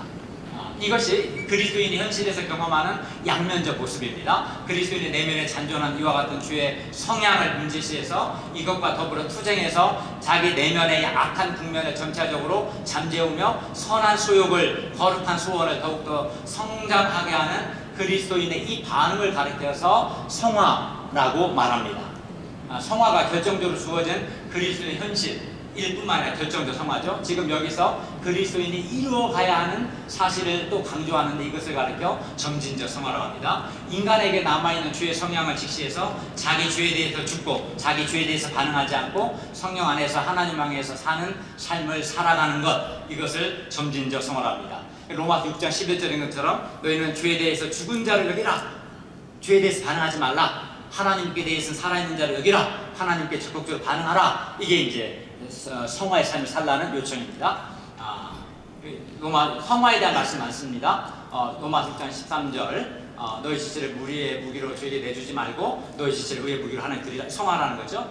또 로마서 6장 19절 거룩함에 이르라. 성화죠. 로마서 12장 1절 너희 몸을 하나님께서 거룩한 산재물로 드리라. 고린도후서 7장 1절 거룩함을 온전히 이루어 육과 영의 온갖 더러운 것에서 자신을 깨끗하게 하자. 그러니까 성화, 점진적 성화를 요구하죠. 점진적 성화할 수 있는 것은 결정적 성화가 되었기 때문에 가능하다는 거죠. 아까 봤고요. 데살로니가서 4장 3절 너희의 거룩함이라. 하나님 원하시는 것은 너희도 모든 행실에서 거룩한 자가 되라. 내가 거룩하니 너희도 거룩하라. 점진적 성화입니다. 하나님의 자녀로서 추구해야 할 거룩한 삶, 혹은 하나님의 자녀에 합당한 열매 맺는 삶, 혹은 칭의된 자로서 그 의에 합당하게 자신을 형상하는 삶을 의미하는 성화의 이 측면을 강조해서 점진적 성화라고 부릅니다. 점진적 성화는 그리스도의 재림과 함께 궁극적 영광인 영화에 참여할 때까지 지속되는 과정입니다. 그래서 이제 아까 3페이지인가 보면 나오죠. 처음에 아까 하나님이 우리를 구원하기 위해서 부르셨고 부르신 자들을 의롭다 하셨고 의롭다 하신 자를 영화롭게 하셨는데 그 사이에 이제 어떻게 소명을 통해서 부르시고 성령이 간섭하시죠. 내적 소명. 결과 중생하고 중생한 사람은 반드시 회개와 믿음에 반응을 하고 믿음으로 의롭다함 받고 의롭다함과 동시에 결정적 성화를 경험하고 또 이 의롭다함을 받은 사람은 하나님의 자녀, 양자가 되고 하나님 자녀들에게 성령이 내주하셔서 하나님의 자녀라는 확신을 주시고 그리고 그에게 이제 점진적 성화가 요청되고 견인은 성도의 믿음을 하나님이 끝까지 지켜주시고 예수님의 재림과 함께 영광스럽게 된다. 이게 영화입니다. 이게 이제 구원을 다양하게 볼 수 있는 거죠. 좀 더 보시면 그리스도인은 결정적 성화의 결과 이제는 예수님의 은혜의 통치 아래서 기쁨으로 자신의 지체를 의의 무기로 하나님께 드리는 삶을 살 수 있게 되었습니다. 결정적 성화를 통해서 한마디로 결정적 성화 결과 점진적 성화의 삶을 살 수 있게 된 겁니다. 그리고 중생과 함께 그리스도 예수와 연합하여 회개를 경험하고 믿음을 고백하게 된 사람은 성령님의 역사를 통해서 예수님의 십자가의 죽으심이 나의 죄를 대신한 죽음이라는 이 사실을 인식하고 이 인식으로부터 자기 죄에 대한 애통함과 혐오하는 마음이 일어나게 됩니다. 이게 바로 회개죠.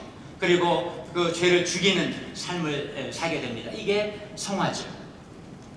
그리고 성령님께서 중생과 함께 우리 안에 내주하시기 때문에 성령 안에서 그리스도께서 주신 의와 영생에 합당한 삶을 살고자 하는 자발적인 결단과 순종이 생기기 시작해요. 구원받은 사람이 나타나는 현상이 주께서 나를 사랑하사 나의 죄를 위해 죽으셨다는 걸 알 때 자기 죄에 대해서 애통함이 생기고 나를 사랑하신 이 주님의 은혜에 감사하는 마음, 의에 합당한 삶을 살고자 하는 소원이 생기는 것이 굉장히 자연스럽습니다.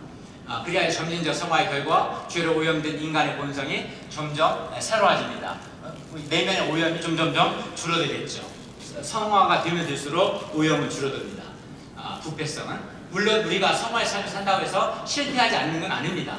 여전히 우리는 반복해서 죄에 넘어집니다. 그러나 예수님께서 우리 죄를 용서하시고 자신이 획득하신 의를 우리 몫으로 돌리셔서 하나님께서 예수 믿는 우리를 의롭다고 선언하셨기 때문에 이 칭이죠. 그리스도 예수 안에 있는 자에게는 로마서 8장 1절 말씀처럼 결코 정죄함이 없습니다. 예수님께서 우리를 사랑하사 우리의 죄를 담당하셔서 죄 용서 주시고 획득한 의와 영생을 우리 몫으로 돌리셔서 이 죄 용서와 의에 근거해서 예수 믿는 사람을 하나님께서 재판장이신 하나님께서 의롭다 하셨기 때문에 예수 믿는 사람은 예수님 안에 있는 사람은 결코 정죄를 받지 않습니다.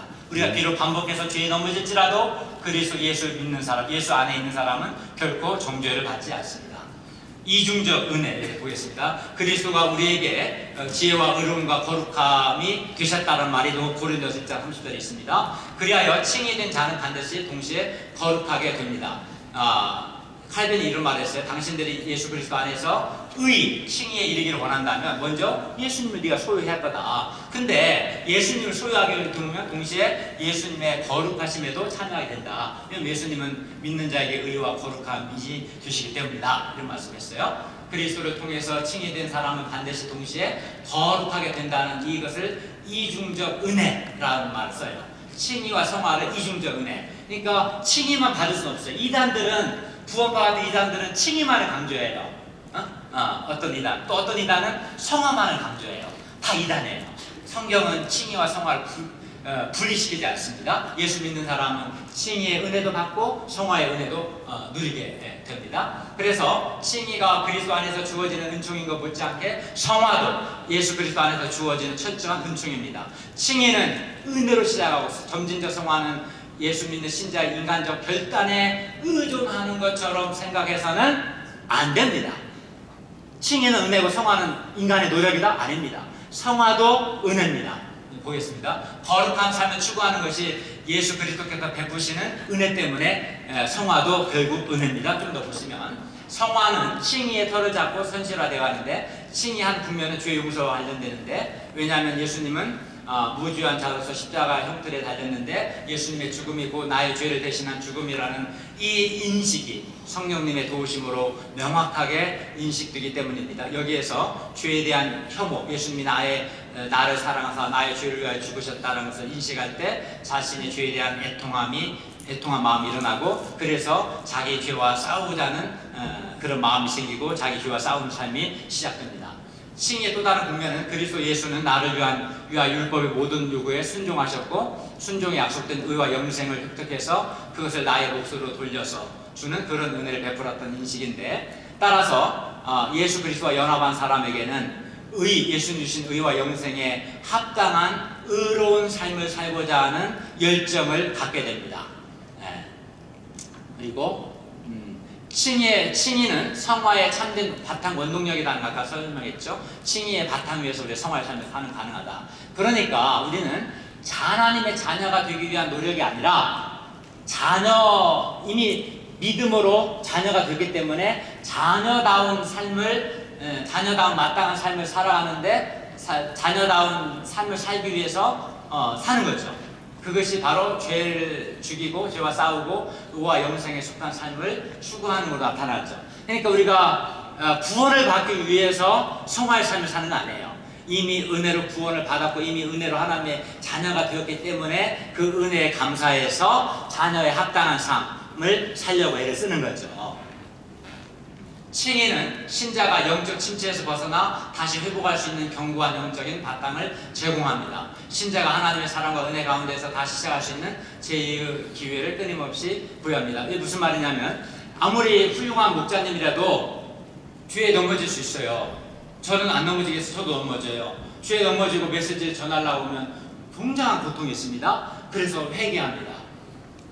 근데 이때 칭의의 은혜를 붙듭니다. 나는 잘하려고 했지만 연약하고 실패하고 자랑할 것이 없지만 예수님께서 나를 사랑하사 나의 죄를 위해서 내가 받아야 할 십자가의 형벌을 저주를 받으시고 예수께서 획득한 의와 영생을 근거에 나를 의롭다 하신 내가 그 은혜를 붙들고 믿고 의지해서 하나님께 나아가 기도도 하고 그 은혜를 의지해서 메시지도 전하고 양들을 돕기도 하는 거죠.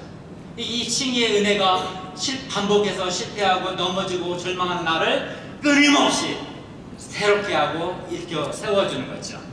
그게. 그래서 죄가 반복되지만 칭의의 은혜가 더 많이 반복되고 더 하나님께 감사한 사람이 되고 더 겸손할 수 있는 것이 사실은 이게 칭의는 굉장히 중요합니다.